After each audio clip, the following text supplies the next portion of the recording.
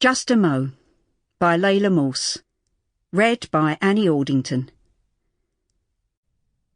Hello, this is Laila Morse. I hope you will enjoy my autobiography. It's called Just a Mo. I'm not all that good at reading out aloud, so someone will be doing it for me. I just hope that you'll just have a good time and you enjoy the book. To Gary, Mum, Jackie, Tracy and Jerry. Prologue. Famous? Me? August 1977. It was a humid summer's evening. I was unwinding at home after a long hot day of making deliveries in me van, when my boyfriend George turned up. The kids were at me mum's. "Got anything planned?" George asked. "Nothing much," I said. "I've got to pick up some keys from Jazz in Woolwich," he said. "Fancy coming along?" It wasn't much of an offer, but I'd go anywhere with George, even if it was only to his business partner's house in Woolwich and back again. I was mad about him. Half an hour later we arrived at Jazz's house. "My cousin's here from India," Jazz said, introducing us. "He can tell fortunes. He reads palms." "Go on then, tell my fortune," I said, holding out my hand to him. "Don't say a tall, dark, handsome stranger's about to come into me life, because that's already happened." I gave George a wink. Jazzy's cousin studied my palm with interest. "Oh my God," he said. "You're going to be famous one day." "What?" I said, frowning.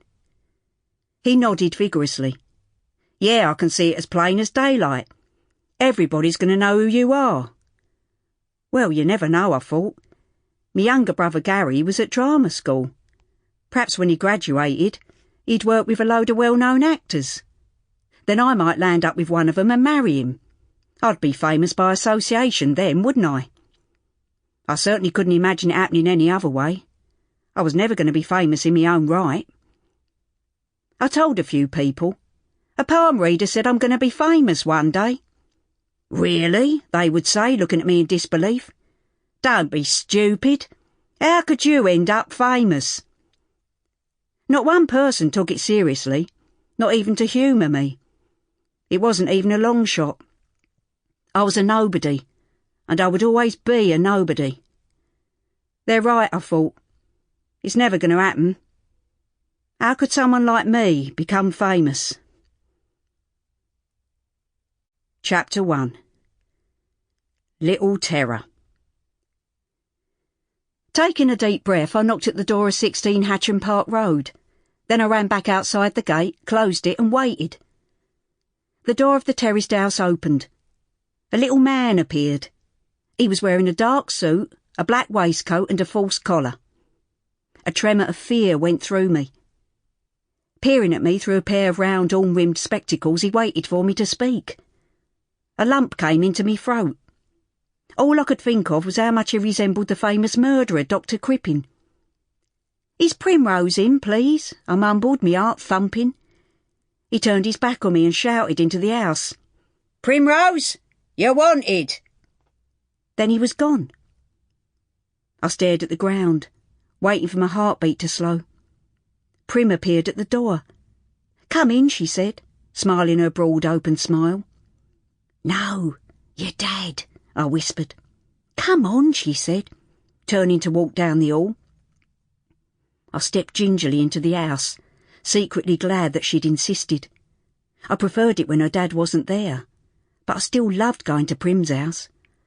Although it was only 3 doors down from where we lived, it was like stepping into a different world.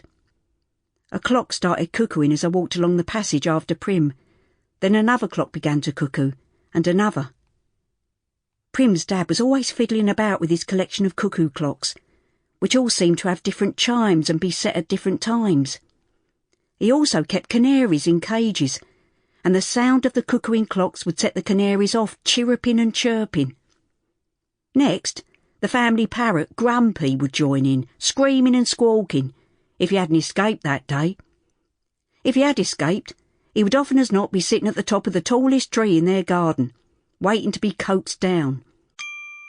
Sample complete. Ready to continue?